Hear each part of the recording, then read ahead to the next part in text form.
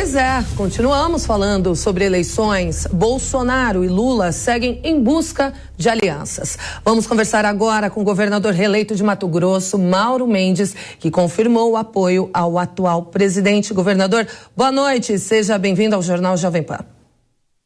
Boa noite, Kalina, boa noite, Daniel, prazer estar falando com vocês aí no estúdio e com todos que nos acompanham nesse momento pela Jovem Pan. Imagina, governador, o prazer é todo nosso. Bom, primeiro, então, já pergunto para o senhor como que deve ser, então, a sua conduta agora de apoio ao presidente Jair Bolsonaro para a reeleição em segundo turno. Olha, Kalina, nossa conduta vai ser, obviamente, de quem acredita que, neste momento, a melhor escolha, né, para nós no Mato Grosso, e me perdoe dizer também para o Brasil, é escolher o projeto representado pelo presidente Bolsonaro. E muito mais do que escolher entre pessoa A e pessoa B, nós vamos decidir qual o caminho que o Brasil toma em termos de macroeconomia, né, em termos de políticas públicas importantes, e o que representa um grupo e o que representa o outro grupo. Voltar ao passado com tudo aquilo que o Partido dos Trabalhadores fez durante muitos anos no Brasil, que levou ao que levou, todos nós sabemos que não é isso que eu acredito que a maioria dos brasileiros não queira. Então, eu vou, né, como apoiador, como governador do meu estado, que graças a Deus me elegi no primeiro turno com quase 70% dos votos, vou, né, usar daquilo que nós temos com a capacidade de influenciar, de pedir voto, de explicar, tentar ganhar voto em cada rua, em cada esquina. Cada voto vai ser importante, porque seguramente essas eleições de segundo turno serão muito disputadas no Brasil. Já que o senhor mencionou o seu desempenho no primeiro turno, governador, queria tratar justamente disso. Quase 70% de votação liquidou essa disputa já em primeiro turno. A que o senhor atribui esse resultado, mas eu também gostaria de escutá-lo em relação à Assembleia Legislativa do Estado. Cerca de 75% dos deputados estaduais se reelegeram. Isso irá ajudá-lo na condução do próximo mandato? Quais são as prioridades? Daniel, um governador, um presidente, não importa, um prefeito, principalmente quem está no executivo, a sua reeleição passa necessariamente pela avaliação que o cidadão do seu estado, da sua cidade tem, quanto ao desempenho que esta pessoa apresentou durante o governo que ele exerceu nos últimos anos. Então, o estado de Mato Grosso, eu lá, quando nós iniciamos, né, com muita dificuldade. O estado estava com uma situação muito ruim, salário atrasado, 13º não tinha sido pago e por aí vai. Nós implementamos, Daniel, uma política muito rígida fiscalmente para reequilibrar as contas públicas e com equilíbrio fiscal nós pudemos implementar uma série de políticas públicas, muitos investimentos em infraestrutura, na saúde, e aí tudo melhorou. Então a nossa reeleição se deve à correta aplicação do dinheiro público, a correta, né, exercício daquele que é o papel do Estado, que ele tem um papel de arrecadar impostos corretamente, mas aplicar esse dinheiro corretamente em prol da sociedade, devolvendo serviços públicos melhores. Então foi por isso que eu me elegi em primeiro turno com muita facilidade, graças a Deus, e também a Assembleia Legislativa é fruto disso, porque se o governo está bem, se o executivo está devolvendo para a sociedade aquilo que nós pagamos na forma de impostos, né, a política, o cidadão fica contente com a política e aí o legislativo se beneficia disso. Por isso que de 22 deputados que foram para a reeleição, 18 se reelegeram, só 4 perderam o mandato por alguma estratégia até mesmo de partido, né, ou de condução nas suas regiões. Governador, pergunta agora de Cristina Grêmio. O microfone, Cris, está desligado. Parabéns pela eleição, governador. Eu queria fazer uma pergunta relativa a apoio ao presidente Bolsonaro aí no seu estado. O senhor já declarou apoio, né? Eu estava olhando aqui no site do TSE, o senador eleito por Mato Grosso.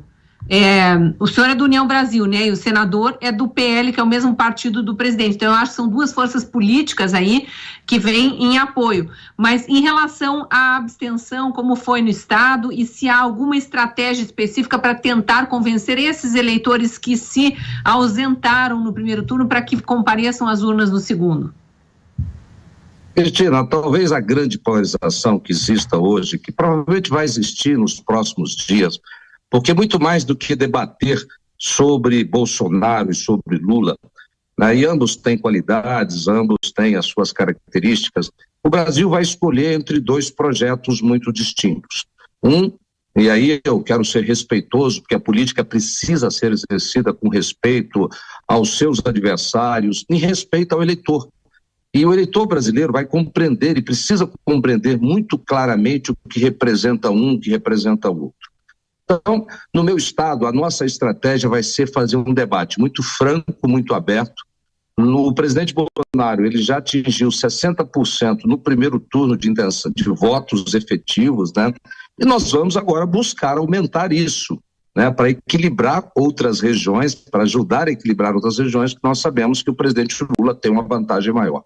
E o nosso diálogo é muito mostrando que o país hoje, né, está começando a trilhar uma trajetória positiva, diferente daquilo que está acontecendo em muitas regiões do planeta. A nossa inflação está sob controle, a geração de emprego está positiva e a Europa, os Estados Unidos, começando uma grande recessão. Então, a mudança de rumo agora pode ser muito arriscada, pode ser muito perigosa. O Brasil não pode dar esta guinada para a esquerda e correr o risco de acontecer no nosso país o mesmo que já aconteceu com vários países aqui na América Latina que deram essa guinada para a esquerda, e aí as consequências todos nós sabemos daquilo que aconteceu na Venezuela, na Argentina e até em outros países. Então, o caminho mais seguro diante dessa crise internacional que vai afetar o Brasil é manter esta equipe, esta direção, porque ela já está demonstrando que os resultados estão sendo positivos para o país e para muitos brasileiros. Governador reeleito de Mato Grosso, Mauro Mendes, entrevista especial aqui no Jornal Jovem Pan. Agora seguimos com a questão de Alfredo Scaff. Boa noite, governador. Parabéns pela reeleição e pelo reconhecimento da população pelo seu trabalho. Governador, primeiramente, parabéns por optar pelo projeto de desenvolvimento do país mais rico do mundo. E Mato Grosso é um celeiro da humanidade da produção de grãos, que é um país dentro de um país. Acho que muita gente não sabe o tamanho da riqueza que Mato Grosso tem, dentre outros estados do Brasil.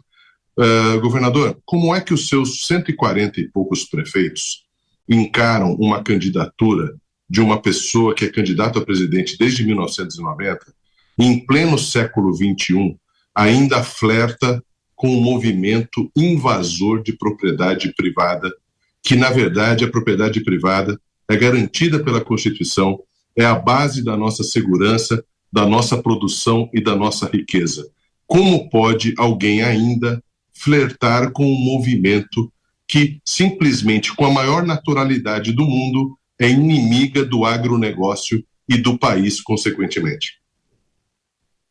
Alfredo, você disse muito bem, o nosso estado, e eu não quero ter aqui a presunção de dizer que é um país dentro de um país, mas o nosso Mato Grosso é hoje um grande produtor de alimentos, é um estado que tem no agronegócio a sua relevância, e o agronegócio brasileiro é o principal setor da nossa economia e tem sido ao longo dos últimos anos.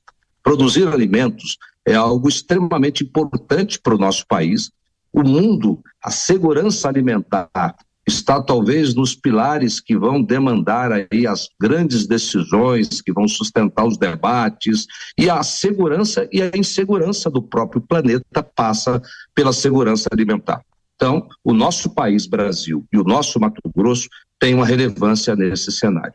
A questão da segurança de propriedade, a segurança jurídica, ela é fundamental para a estabilidade de um povo, de uma nação. Quando a gente tem um presidente, quando você tem alguém que gera essa insegurança, isso afugenta investimentos, isso cria um clima de tensão, e esse discurso alimentado, pelo menos por uma parte da esquerda, ou por muitos líderes da esquerda, é um discurso de 30, 40 anos atrás. Alguns defendem a reforma agrária que deveria talvez ter acontecido no Brasil há 50, 60 anos atrás. Hoje a competitividade, né, aquilo que o mundo exige, as tecnologias, o modelo que está dando certo não pode ser mexido. Aquilo que está acontecendo no Mato Grosso, que acontece em grande parte do Brasil no agronegócio, precisa ser reconhecido, valorizado, potencializado, e nós precisamos aproveitar dessa riqueza gerada por esse setor da economia e aí sim combater as desigualdades que existem no nosso país, que existem em todos os lugares. Mas a segurança jurídica, a segurança da propriedade é um pilar importante para que um país, uma nação possa se desenvolver. Isso não pode ser colocado em risco e nós em Mato Grosso temos isso como uma cláusula importante para a decisão que nós tomamos de apoiar o projeto do presidente Bolsonaro. Agora, governador, rapidamente, como o senhor tem visto as discussões em torno das pesquisas eleitorais e também da lisura dos institutos? Há muitas movimentações do Legislativo, projetos de lei foram apresentados também, a possibilidade de abertura de uma CPI, já tem uma investigação, pelo menos em curso, da Polícia Federal após o pedido do ministro da Justiça. Houve erros no âmbito nacional, gostaria da sua opinião em relação a essas iniciativas e também sua percepção aí no estado de Mato Grosso. Olha, Daniel, você tem toda a razão. O que aconteceu em alguns estados, ele foge a qualquer questão técnica. São Paulo, né, e tantos outros lugares do Brasil, são exemplos assim inquestionáveis que algo que foge à técnica, que foge ao princípio lá previsto de margem de erro. Tá bom, 3%, que fosse 4%, que fosse 5%, mas teve casos, né, absurdos de erro, então aquilo, né, nos parece, cheira que não é erro e que aquilo pode ter sido outra coisa. Eu espero que as investigações possam conduzir, porque isso acaba influenciando, isso é um instrumento muito maldoso e malicioso de tentar influenciar o eleitor, e influencia, porque infelizmente tem pessoas que votam em quem acha que vai ganhar ou que tende a votar em quem acha que vai ganhar. E isso, né, não precisa, né, não pode mais continuar acontecendo. No meu estado, né, eu posso dizer que assim, os institutos é raro, mas dentro da margem de erro. Né? Então, é tolerável que isso aconteça. Agora, em outros lugares no Brasil, são casos de polícia realmente e não de instituto de pesquisa.